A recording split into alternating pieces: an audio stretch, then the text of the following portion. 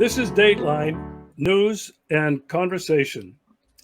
Before I introduce my guests, they are the dynamic duo from the Critical Hour on Sputnik Radio.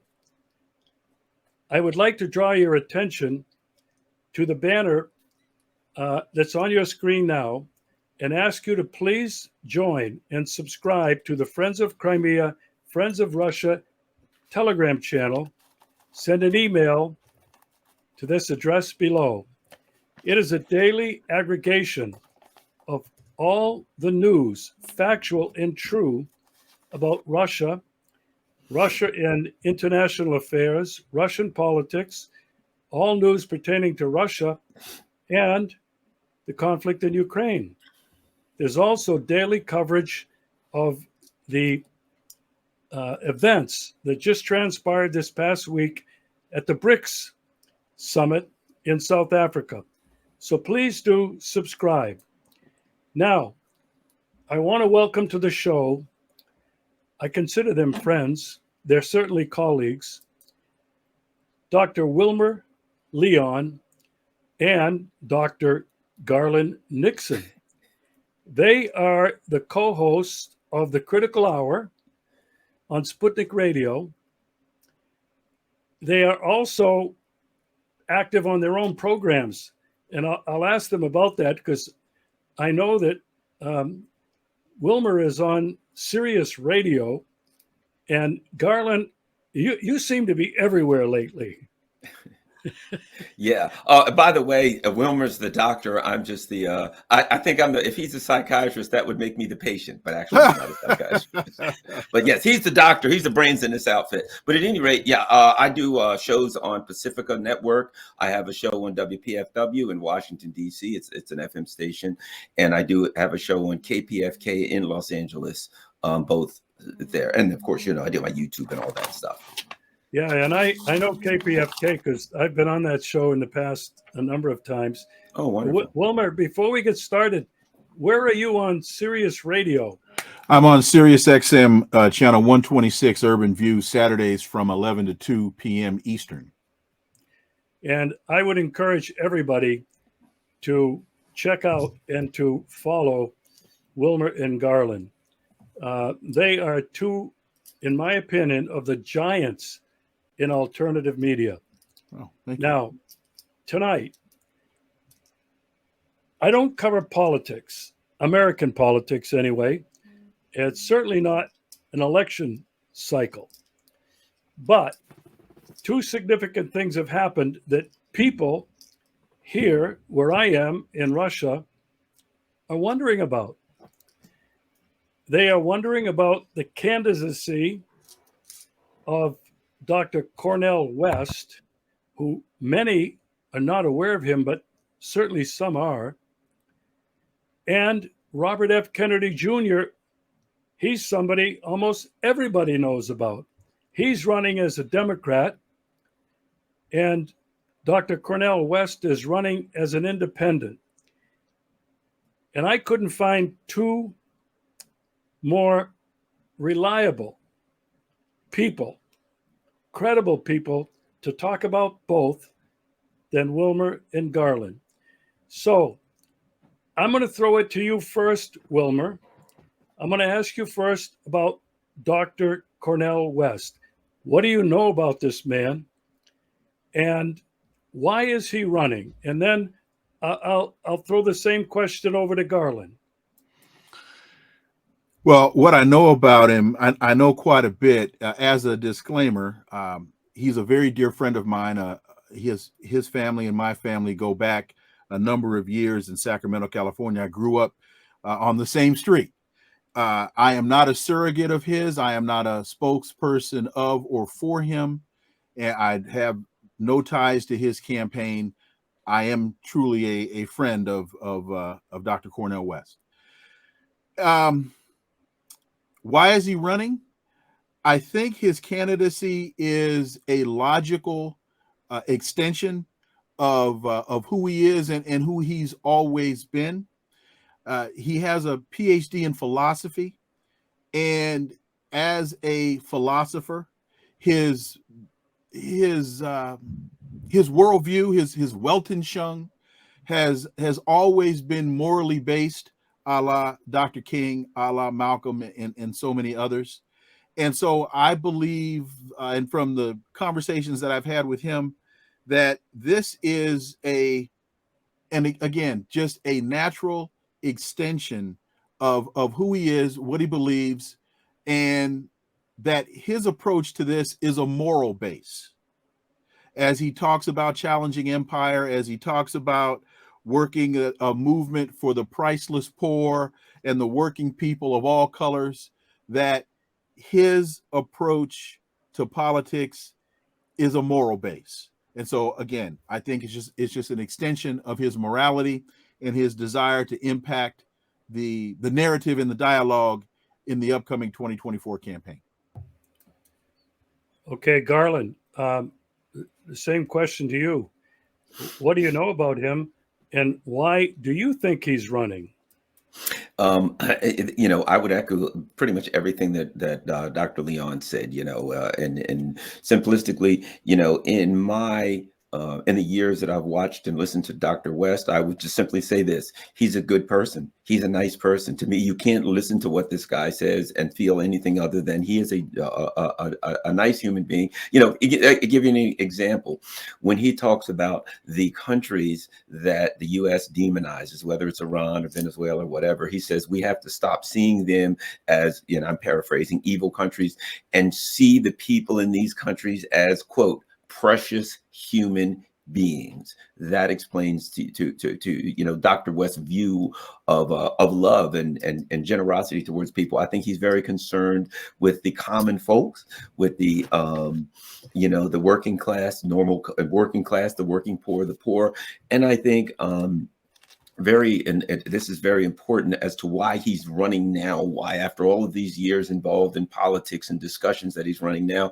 I think he recognizes the crisis of neoliberal capitalism. I think he recognizes the crisis of the U.S. empire's domination of the world, the threat to that domination of the world, and the danger that is created by the reaction of the U.S. empire, of an angry empire facing a world that's changing. So I think that his personal love for human beings and humanity and people, and his recognition of the difficult situation that the world finds itself with an angry and vindictive empire at this particular time.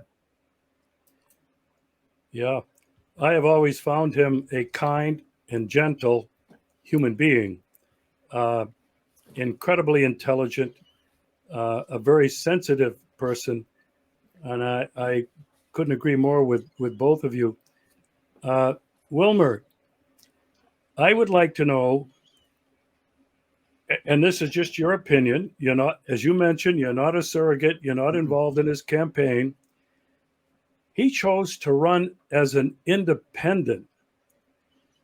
And I'd like your comments on why you think he chose to run as an independent and not as a Democrat. Because if I'm not mistaken, didn't Jesse Jackson run at one time, I think, as a Democrat? Ran twice. I stand corrected, but why do you think he chose to run as an independent? Well, I'm glad you brought up Reverend Jackson's campaigns. And in fact, let me also add to what Garland and I said. Another thing about Dr. West, he's incredibly consistent. When you listen to him over the years, as I have since he was in high school, he is incredibly consistent. And I was with him in St. Petersburg, Florida, now probably 8 or 9 years. This was during the Obama administration, and he was very critical of then President Obama.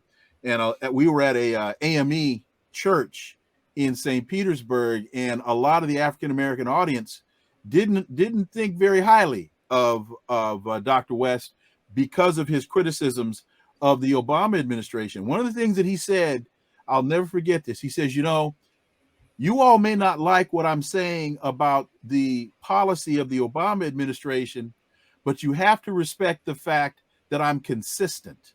And he said, I'll lay you odds that the president that follows Obama will not be African American and probably won't be a Democrat. And they're going to, when you then raise the issues to the next president that I'm raising now, the white Republican president will ask you, where were you 4 years ago? Where were you 8 years ago? And I'll be able to say, I'm in the same place now I was then, saying the very same things. I am consistent, and that he is. Why didn't he run as a Democrat? Because I honestly believe he's looking at the long term, not the short term. And as a member of the Green Party, he will be able to have a platform and have a position and articulate positions that challenge the Democrat Party, that challenge the Republicans, even after the primary. One of the problems that I think Robert F. Kennedy Jr. is going to have is running as a Democrat. Once the nomination has gone to Joe Biden, which most people believe right now that it will, to a certain degree, with the exception of independent media, Kennedy's going to be locked out of the debate. And I don't mean debate in terms of debate stage, even though that's part of it. I just mean the narrative and the broader the broader dynamic and dialogue. Whereas as a Green Party candidate, Dr. West will be alive and well and right up front. I believe you're going to see more of his campaign gain traction after the primaries than right now. Okay, well, I have a couple of other questions to ask both of you, but I'll throw it over to Garland first. Why do you think he ran as an independent? I think he's a very realistic guy. And one of the things that he's been saying recently, people have asked that question, and he said, we need to build a movement to challenge this thing. And I'm paraphrasing the challenge this thing part, but he's been saying we need to build a movement. So I think he's looking at this in a more broad sense than simply this election. I think he recognizes that the U.S. is in crisis, that part of the crisis is that the ruling elite class is unable, there's the dual crisis. There's the crisis, and then there's a ruling elite class that's unable to address the crisis. And in fact, they're the impetus for the problems that we're having. So I think he looks at the two parties. He recognizes that they have been, pretty much taken over by the same entities. I think he doesn't believe that he will get an honest chance, and that all they're going to try to do is, use him for their own nefarious means. So I think he believes, based on what I've heard from him, that there needs to be a movement that's built outside of the traditional party structure, and that the traditional party structure is now incorrigible. It cannot be fixed as it currently exists, and so that something from the outside starts to have to be built to overwhelm this crooked system. That's my opinion based on what I've heard him say. Yeah. Wilmer, what are your thoughts? Do you have any reaction to what Wilmer just said? Do you agree? Oh, wholeheartedly. And that's when I said initially that he's looking at this from the long term. That's what I meant, is that he's looking to build a movement. Third party politics has over the, I'll say probably the last 10 to 12 years has gained momentum in this country. I think he sees himself as a catalyst for developing that movement, and the Green Party, with the established infrastructure that Jill Stein and Ajamu Baraka have been able to establish, is a great vehicle for him in the long run. Because when you look at the data, what you find is the majority of Americans aren't siding with the narratives of the Republicans, and they're not siding with the policies of the Republicans. They're not siding with the policies of the Democrats. That there are a lot of people in this country that feel left out. They feel disenchanted. They feel that they don't have a voice, and they don't have any power. Because when you look at the data in terms of what Americans support versus what their elected officials are providing, folks are saying, you're not listening to us. And what the leadership in both parties is saying to Americans is, we don't care about what you say. We don't care about what you think. We don't care about how you feel. There's no way in the world that Democrats can vote to send $25 billion more to that rat hole called Ukraine, and bringing, I think, about $175 billion total spend just on the defense budget. That's not incorporating the other budgets of the other agencies that are involved in these nefarious actions as well.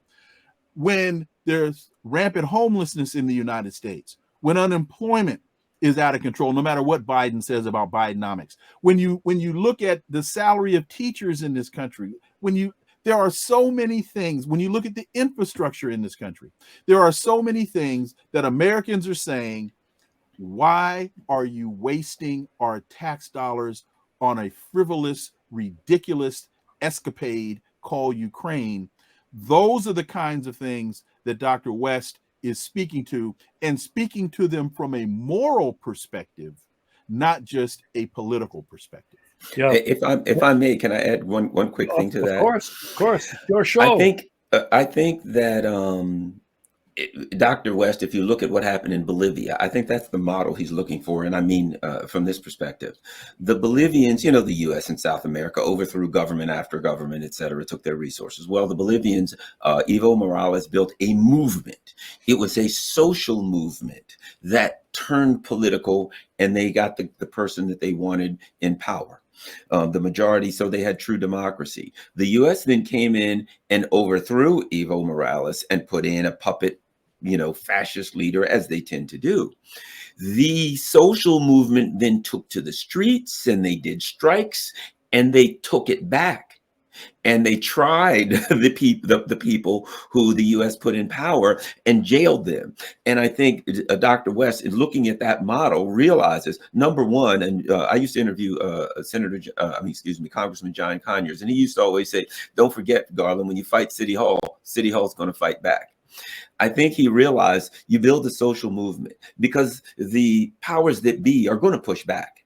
And just as in Bolivia, when they push back, if you have a social movement, that social movement can be a political movement, and it can push political candidates. It can get political change.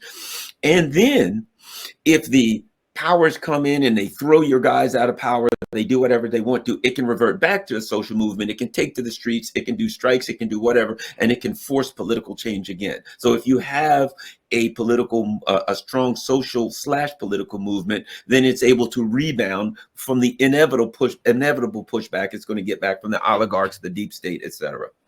And you're also finding that it's playing itself out the very same way in Peru with Pedro Castillo, who is in prison after having been democratically elected by the people of Peru. We know what the Obama administration, then the Trump administration, and now the Biden administration has done in Venezuela, with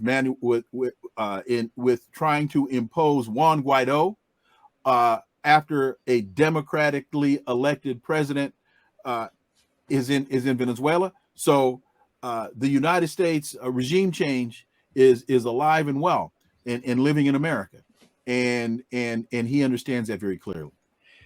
You mentioned a lot of the problems that exist in the United States. You didn't mention, and I want to know if you think that a lot of the American people are also angry. And do you think that is what Trump is tapping into? Wilmer, you first. Oh, absolutely. The Americans are incredibly angry. They are incredibly frustrated. In fact, there's some data here that right now, if you look at, for example, the State of the Union polling, Joe Biden's disapproval rating, 53 points. I'm rounding up. It's 52.8. His approval rating, 41.6 or 42%. That's a negative 11 point swing there. People are not happy. When you look at polling as it relates to the direction of the country, 65% of Americans believe the country's on the right track. 25% of Americans believe it's in the right. That's a negative 40% differential. Americans are not happy. They're paying too much in the grocery stores. They're paying too much at the gas pump. They're paying too much for mortgages at now close to 7.5%. They're paying too much for rent. This is supposed to be, as folks love to tell you, the greatest country on earth, and the quality of life in America. Look at the suicide rate is up among an incredibly important demographic. Middle-aged white males are killing themselves in America. Who would have thought that would be the dominant cohort in the United States committing suicide? Because they see their realities shifting. They see their American dream becoming a nightmare. And their elected officials aren't doing a damn thing to protect them. And that has them frightened. Garland. And what's the question again, if you could remind me? It's about Trump. Are Americans angry? And Trump seems to be tapping into the anger. Yeah, and if you look at the numbers, Wilmer and I talked about this. Donald Trump had maybe a 20-point lead. When they started charging him, it jumped up to like 40. Why is that?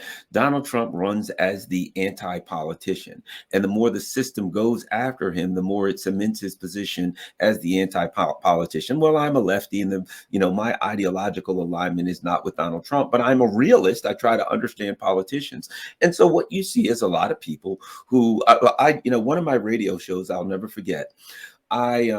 This was going into 2016, and it wasn't a Sputnik, it was a Pacifica radio show. And a guy called in, and I have people who listen to my show that are, right, left, conservative, Trump supporters, you name it, every group.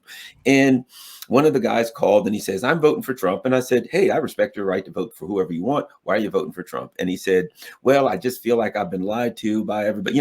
Basically what he was saying was, I've lost faith in the system and I'm willing to try anything. I also think there are a number of people who see Donald Trump, he's portrayed as the bull in the china shop, which he is. I think there's people who feel that the china shop is so screwed up. They're so upset with the china shop. They don't care who walks into the china shop as long as that person has a sledgehammer and they start swinging it. So I think there are a lot of people that look at Donald Trump. Jimmy Dore did a thing a while back, and they interviewed this guy who was voting for Trump.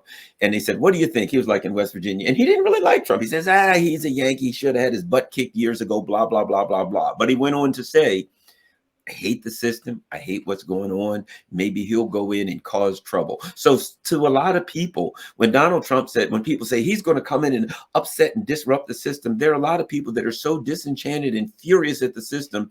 They want somebody to go at the system with an axe. And they see Donald Trump as that guy. And that's the dynamic. And they don't see another option out there for that, like Donald Trump, and let me add this, that they feel has a chance to make it through the gauntlet of politics in their party and actually have a chance to win. And here's a problem that Regis, that I think is going to face whoever the Republicans nominate, especially if it's Donald Trump. Everything Garland said is right, but Trump now has a record. When he ran as the candidate the first time, there was a lot of narrative, there was a lot of rhetoric, there was a lot of I'm the outsider, all of that. Now he's running as a former president, and he has a record, and he failed to deliver the same way Biden failed to deliver. And so he is going to have to be held accountable for his record the same way Joe Biden is being held accountable for his record. Both of them performed miserably. Neither of them delivered. Clean the swamp. Donald Trump proved to be one of the biggest swamp monsters that's ever lived in the swamp. The question is, are the Democrats going to have a candidate that is going to be able to articulate not an anti-Trump message, but a pro-something else message and force the Republicans to answer? Final point on this.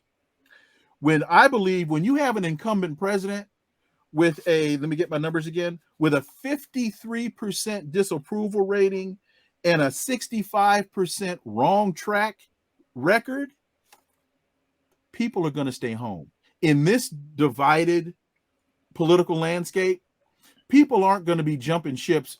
Democrats aren't going to be voting Republican. Republicans aren't going to be voting Democrat. And independents, many of them, I believe, are going to stay home. And that's the problem that the Democrats are going to have going forward. All right. Let me ask you this. I didn't want to delve too much into Donald Trump, but he's part of the equation. Does Dr. West believe he has a chance? Do you think he has a chance? Garland, I'll go to you first this time. Do I think Dr. West has a chance to win? Well, there are, I guess I could take this from two angles. Angle one is based on his policy positions. If the playing field was level, I would say yes. I would say based on his policy positions, he would have a chance. If he could just articulate his policy positions and the American people were given the opportunity to decide based on which candidate they feel best meets their interest, I think he would certainly have a chance. The problem is that in this system, we've got a media that's not media. It's just they're attack dogs for the system, and they're going to tear him to shreds. I also, I don't trust what they'll do. I'll be frank. There are a lot of people like me. I've never trusted the voting machines. I could go back to 2000 and 2004 when the Democrats were saying there was something crooked about the voting machines, and I argued absolutely. I mean, I've done a lot of work on that, and now nothing's changed for me. So I don't trust the voting machines, to be quite frank. Never did. Some people in the past said, I don't trust them, and now all of a sudden they do. Well, I never did and still don't. But I feel like the system will turn its howitzers on him. If you remember, in 2016, Tulsi Gabbard came out and she said, and she has her strengths and weaknesses, certainly, but she tore Kamala Harris to pieces. And she said, look, we need to stop this Cold War. We need to stop going after Russia and China, blah, blah, blah. The entire system in the US, and here's the giveaway. In the UK, in Germany, all over Europe, there were all these articles that going after her. They attacked her. They tore to pieces. Her own party attacked her. So I just don't think the playing field is level anymore, and they will do whatever they have to do, however they have to do it, to make sure that West doesn't win. Last comment I'll say about this. The problem is this. They're so crooked, they have so many skeletons in their closet, they cannot afford. Now, this system can't afford for an honest actor to come to power, for someone who will come to power and say, well, I'd like to see what the FBI and the CIA has been doing the last few years, the DOJ and blah, blah, blah. Let's lift the hood and look under the hood and see what you guys have been doing. Let's figure out what you've been doing in Ukraine with, all of the different things going on there. They have so many skeletons in their closet, they can in no way afford for an honest person like West, I believe, to get in power and start snooping around, opening the closet doors, because the skeletons would fall out by the dump truck load. So I just don't see how the system can afford for that to happen. Yeah. Well, thank you for that insight. Wilmer, do you think Cornell thinks he has a chance? And you can also respond whether you agree or not with Garland. I do. I think the system is rigged. I think he's going to take a terrible beating, but what are your thoughts? Does he believe he has a chance to win? Yes. Not only do I think he believes he has a chance to win, I think he believes he will win.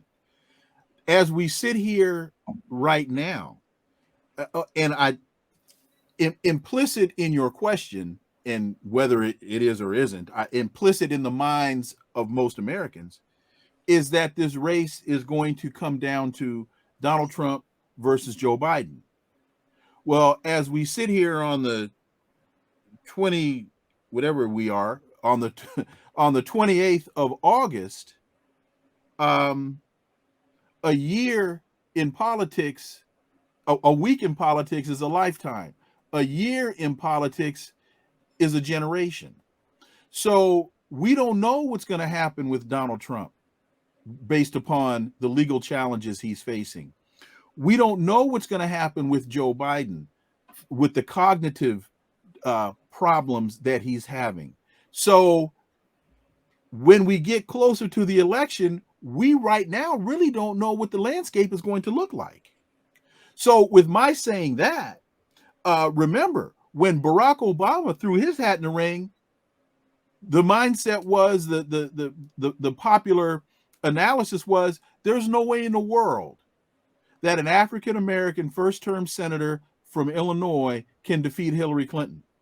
Right. So people said Barack Obama could. Now, I know the dynamics there are different, but I'm just saying history was wrong then, and history could prove to be wrong for those who say that Dr. West has absolutely no chance.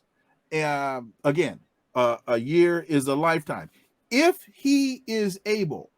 Dr. West is able to get on a debate stage with whoever the Democrats put out there and or with who the Republicans put out there, he will wipe the stage with them because his positions are based on morality.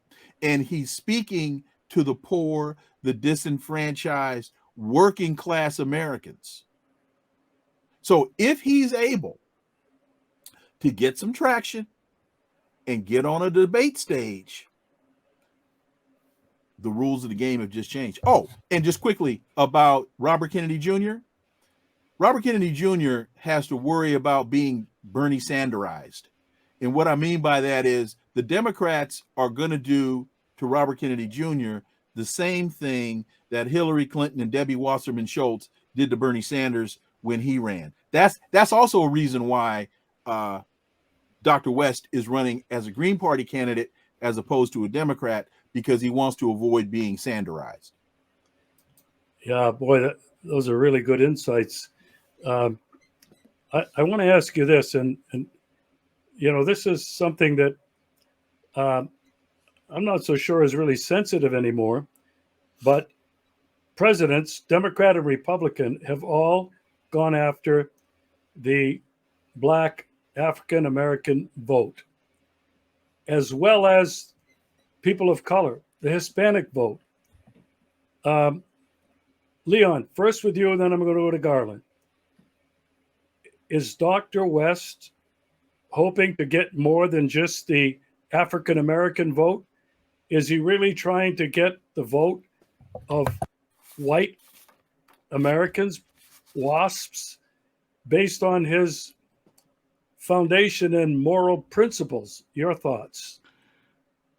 One of his primary points is justice is what love looks like in public. He says he's running for truth and justice as a candidate for the president of the United States. He wants people to join his movement for the priceless poor and working people of all colors. Justice knows no ethnicity. Justice knows, I hate to use the term race because race is an artificial construct that has no biological evidence to support it. So I'll just speak in the context of ethnicity. When you go to his website and you read his position points, when you listen to him speak, he talks about humanity. He talks about human beings. Now, he is a race man. There's no question about that. I mean, he's an African American. He'll tell you that. He's an African American first and foremost. But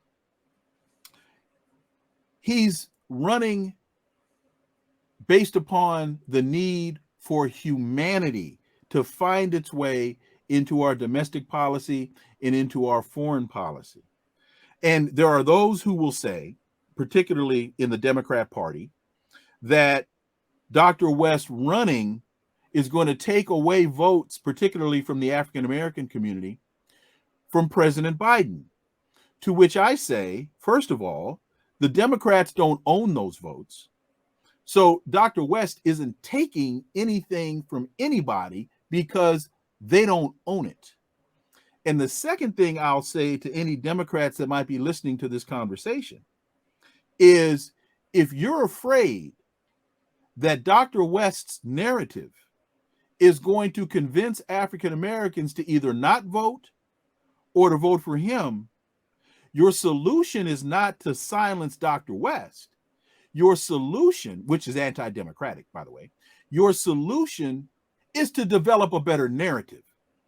And your solution is to deliver on the policy initiatives that Joe Biden campaigned on, the promises that he made. If you had delivered to your constituents on those promises, this wouldn't be a contest. But right now, the last polling numbers I saw, right now, it's Biden leads Trump 44.1 to 42.2. It's a dead heat. Ask yourselves why. Dr. West has nothing to do with that. You know, I'm going to throw it to Garland here in a second, but two of the things you've mentioned, Dr. West really considers this to be a movement, and Dr. West is not talking about black or white, race, any of that. He's talking about humanity on a higher geopolitical level, and you two have talked about this. What we see happening is a movement probably encapsulated in the BRICS Plus, which just expanded this past week with their summit in South Africa. This is a movement that wants to make the world better for all of humanity. I see the parallel between Dr. West running for the highest office in the United States with what is happening on a geopolitical level. But Garland, I'd like you to respond. Do you think that Dr. West has a chance? What are your thoughts on that? Well, a couple of things. As Wilmer said, well, let's see what happens. My initial response is, one of cynicism. And that is, this system is so crooked, they got to do everything they can to stop him. But by the same token, stranger things have happened. So this remains to be seen. I also think that Dr. West, and this is something I like about him, similar to me, he views politics through the lens of economic class. So it's not a matter of, oh, there's a black person or a white person.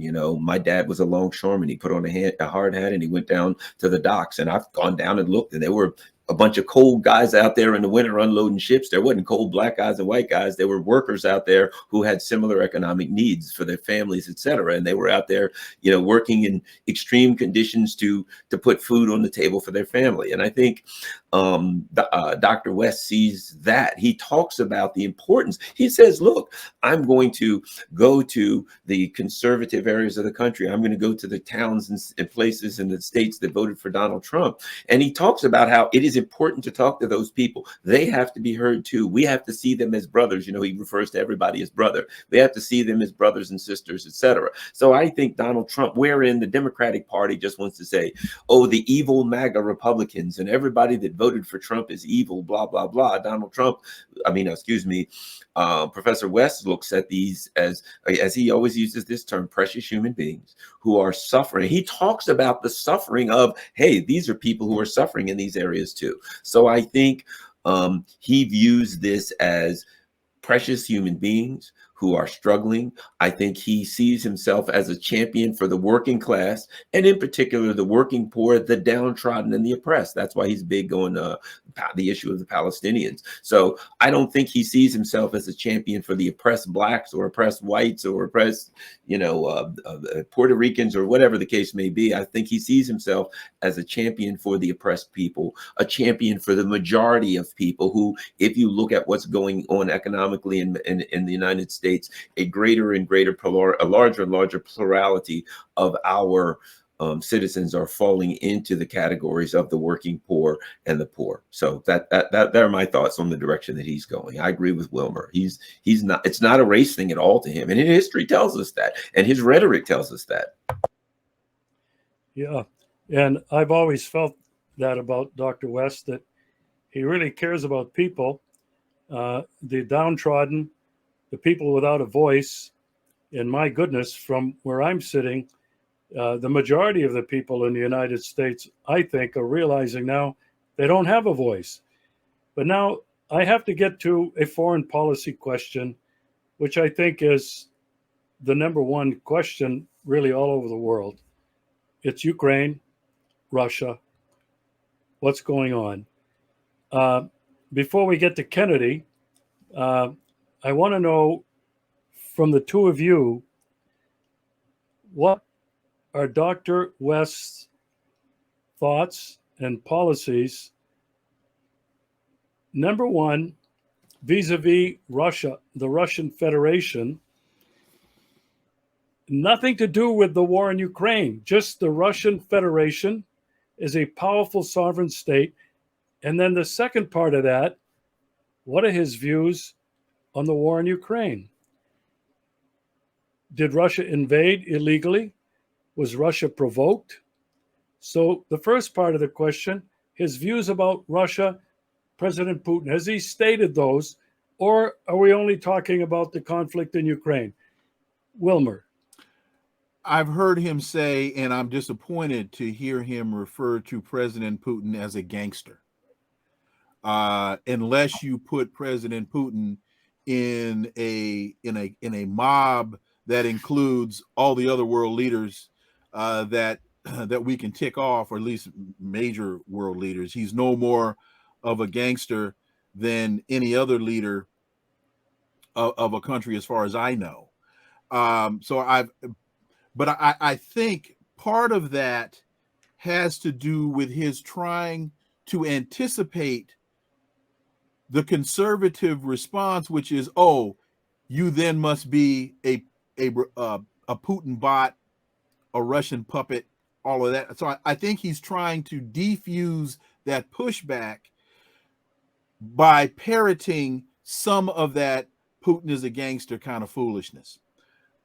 With that having been said, when you go to his website, the first policy point is dismantling the empire.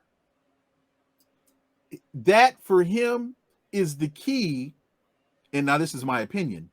And this is why I think it's his first talking point, is because dismantling the empire isn't nearly as much un-American as it is pro-humanity, because he talks about vastly cutting back on military spending. He talks about dissolving the non-defensive security alliances, including NATO and AUKUS, dismantling the over 800 military bases that the United States has. So you can't, in my opinion, hold that dismantling the empire position and then have a very strong anti-Russian or anti-China or anti-BRICS, because you're talking in the context of the broader humanity for the world. But again, I think his referring to President Putin as a gangster it's bad. It's bad rhetoric, especially if you win. Now he's got to sit across from that gangster at a table, and the gangster's gonna say, "Hey man, I thought you said I was a gangster." I mean, that's just bad form as a diplomat. So hopefully that answers your question. Yeah, well, I certainly hope that he could change his rhetoric. I mean, when you call somebody a gangster, you have to back it up. You have to prove it. What are his actions? Exactly. And unfortunately, people who call him a gangster, an assassination, a thug, a tyrant, they never offer any proof. And I would hope that maybe someone like you or somebody who's close to Dr. West could get him to temper that language. And I have to tell you this, as an American and somebody who's living in Russia now for almost 3 years, been coming here ever since 2016. I have to tell you honestly, Putin does not act like a gangster. He acts like a statesman. He's tempered, he's measured, and and I think that Putin has proven to the rest of the world that he is a great statesman. He's convinced, and he's doing everything he can to make sure that the tide raises all boats. If I could just quickly give what I think is and Garland, tell me what you think about this. The key data point to support what you've just said, Regis. Who is Vladimir Putin's international representative? Sergei Lavrov. One of the consummate diplomats, I would say, the world has ever seen. So you can't, in my opinion, be a gangster. You can't be all of these crazy labels that people love to put on him and have Sergei Lavrov representing you, representing your country on the international stage. Yeah. Garland, your thoughts on Dr. West's thoughts about Russia and President Putin? A couple of things. And yes, Dr. West does have some, as they say in baseball, some holes in his swing when it comes to Russia, when it comes to President Putin. However, let's not forget the level of propaganda that we live in the United States. And you can't walk around in sewage all day without coming home at the end of the day smelling somewhat like sewage. You're going to have some of that smell on you. So I do think there are some areas, due to just the actual overwhelming propaganda that we face. You know, every country that our intelligence community demonizes, Assad, Maduro, on and on, the leader of the country is always demonized and characterized as a dictator, etc., for very technical reasons, so that then rhetorical and technical reasons, so that they can then marshal the people behind some crazy policy to go after that leader. But let's look at, as you said, the importance is what you do. I'm going to read a couple of things that quickly, just a few sentences that during an interview that Cornell West said. One, he said, "We have to recognize NATO is an instrument of American imperial foreign policy. We've seen it over and over and over." That is a very good start, because once you recognize that, even if you're bamboozled about some things, if you recognize that, you're already 3/4 of the way to the finish line. Also, he says what he would do. The question is, what would he do? He says, "I would sit down with the Ukrainians, I would sit down with the Russians, say, we're going to stop this war. We're going to come up with a plan, a process with a variety of voices heard to make sure that the suffering stops," which is classic him. People are suffering. We don't want people to suffer. That's classic Cornell West's morality, right? "And we understand," and this is important, "and we're honest about the larger context of the war." So he recognizes that NATO is a tool of the U.S. imperial foreign policy. He wants to have a discussion, and he wants to have a discussion that includes the larger context of the war. Well, that is antithetical to everything that the propaganda machine tries to push. You know, they come up with a very simplified heroes and villains, heroes and villains. We're heroes, and whoever we're after this particular month, week, or year is a villain. He's saying, let's have a discussion. First and foremost, he recognizes people are dying, people are being hurt. We need to stop the violence, and then we can have a conversation. Additionally, what that implies is that he wants to have a conversation that takes into account the security of Europe and the security of Russia. That's the larger context of the war. And what we know now, what we have learned, for those who didn't know it, is that the so-called security, not needs, but desires, and security is the wrong word, but for the purpose of this, we'll use that word.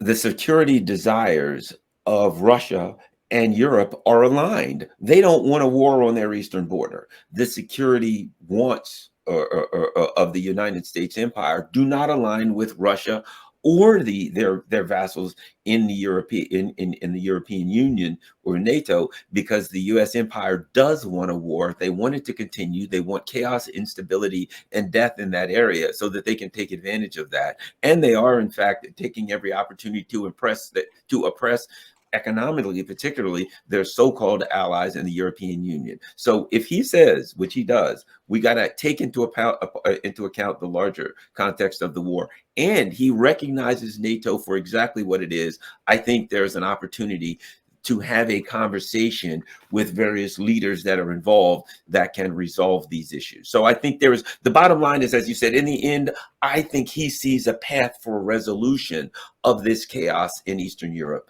And I think that could work out in the best interest of humankind. And Regis, here's what Dr. West already knows. What Garland just articulated has already happened. It's called the Minsk Accords.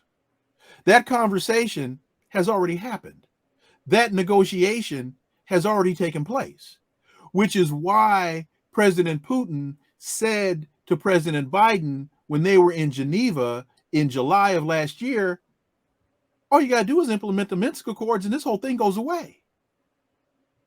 And we know that President Zelensky was ready to sign a peace agreement in April of, 22, until Boris Johnson showed up and said, under no circumstances is the West, not Dr. West, but the West, is the West going to allow this to happen?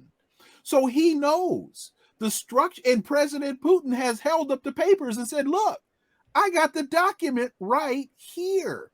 We've already agreed to this. All you guys got to do is get out of the way and let it happen. So, to Garland's point, he's 3/4 of a way to the finish line, because he knows it's called the Minsk Accords. For those that don't know, it's already been done.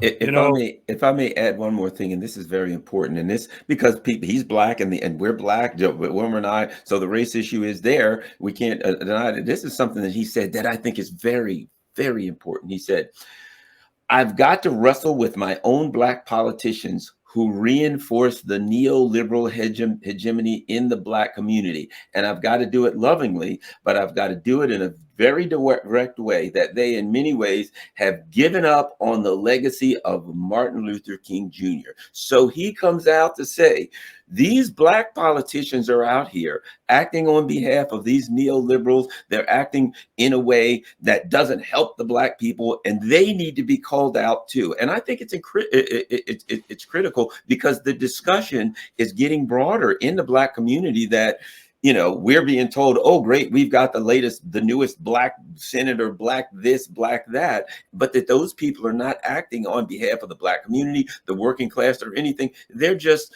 a different color. If I got a screwdriver, it can be blue, black, green, or yellow. It's a screwdriver. And if I have a politician who's going to act for the oligarchs in the world and the war machine, it doesn't matter if they're black or trans or green or gay or anything else. It's just a different colored screwdriver, a different colored tool for that machine to use. And I think he recognizes that. And I think that's a critical discussion that he's ready to have. I've called that the politics of phenotype versus the politics of policy. One thing that I wish that Dr. West could do was to get on the telephone and talk to Vladimir Putin privately, off the record. Now, I don't know if that's possible or not, but what I would like to ask the two of you before we finish, assuming that Dr. West is elected President of the United States of America, he walks into the Oval Office after his inauguration, and the first call he makes is to Vladimir Putin in the Russian Federation. Wilmer, what do you think he should say? It's a new day in America. and it's a new day in the world. I don't want to fight with you. I want to work with you to make the world a better place. Garland? I think he should start off by, again, as Dr. Wilmer said, I would certainly agree with that. And I think he should start off with saying, we intend, me and my subordinates intend to meet directly with you as soon as possible to cease hostilities in Ukraine. That my first and most important mission as president in duty is to put an end to this conflict and put an end to the enmity between our nations and to build a unity. I think that's what he should say. I would hope so. I really do hope so. I haven't voted in the United States since the first time Obama was elected. And then I realized that he just was not an honest person. We've talked about this before. But, from where I'm sitting now, I could only hope that somebody like Dr. West, I wanted to talk about Kennedy Jr., but maybe another time.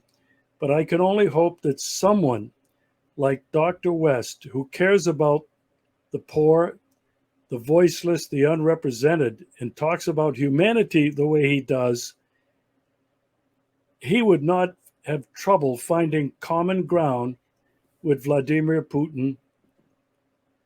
And I'd love to see that happen. I'd love to see him come to Russia and go to Red Square. There'd be 1 million people who would show up to greet him and listen to him. I guarantee you that. That sounds like Paul Robeson going to Moscow. You've got it. You've got it. And if he could say, I am one of you. I have come to you in peace, because peace and justice is what the world needs now. And he would find out that all of Russia would be behind him. He would get a 99.9% approval rating, and Putin would come out of the Kremlin, walk up and shake his hand. The problem, Regis, with the telephone call, this is what I would expect President Putin to say. Those are very kind words, Mr. President, Dr. West. But the problem is, I can't trust America. Yeah. So who are you speaking for? Are you speaking to me personally, or are you speaking to me as the president of the United States? Because he would say, I think if you ask my friend Xi Jinping, he would tell you the same thing. Joe Biden comes to my country. Joe Biden meets with President Xi. Joe Biden says a lot of nice things. And then the next week in the paper, Joe Biden is saying that President Xi is crazy. He doesn't know what's going on in China, and that he's a dictator. So, who are we listening to? Joe Biden or Tony Blinken? Who are we listening to? Joe Biden, or looking at the machinations of a Samantha Power and a Victoria Nuland and fomenting coup and mayhem all around the world?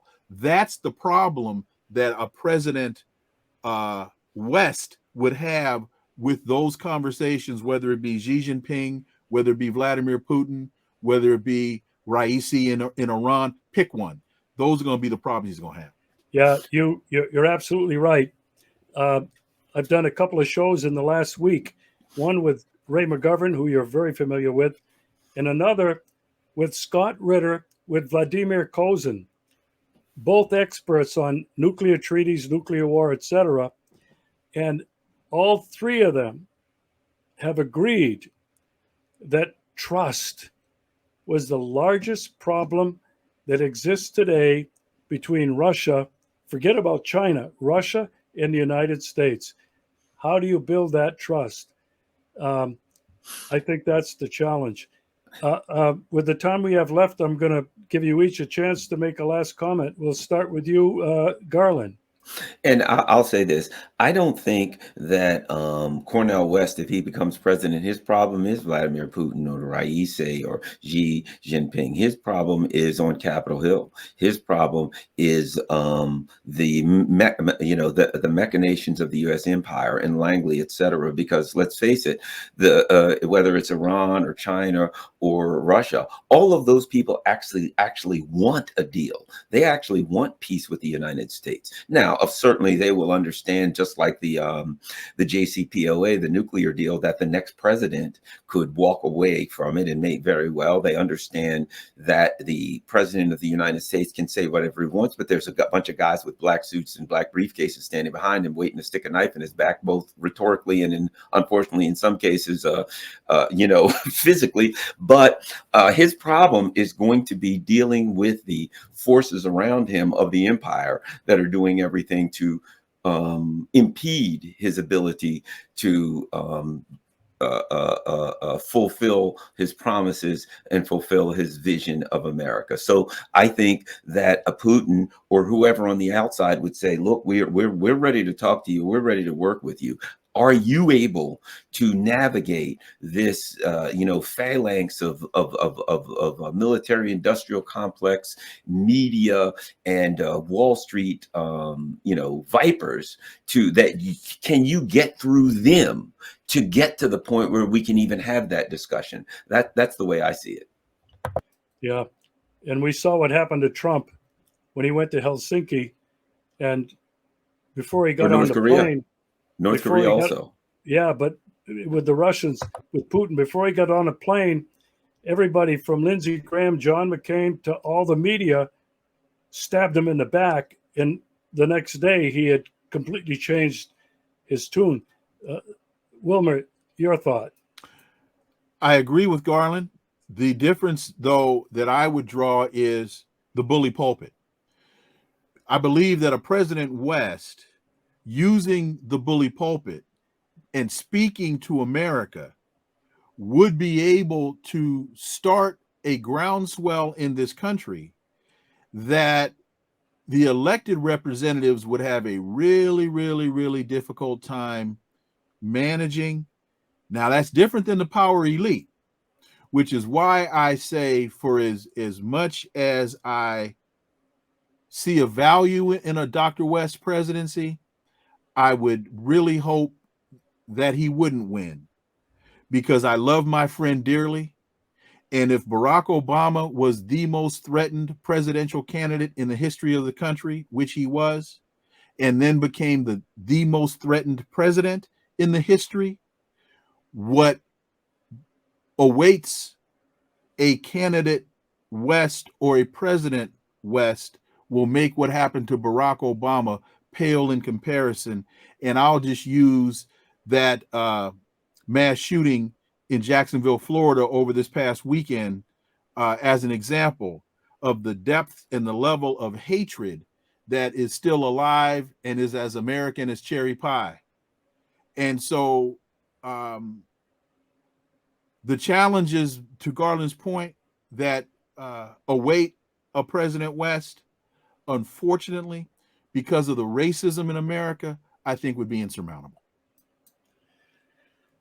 Oh, I want to thank the both of you so much. I have the highest respect for both of you, together and individually. And I really hope that as we move on in the next month or two, as things start to shape up, to continue the discussion. And I'm not interested in talking about Kennedy Jr. I'm interested in following the path of Dr. West. So I can't thank you enough, and I look forward to doing this again. Thank you. Really appreciate it, Regis. Look forward to being back. Ditto.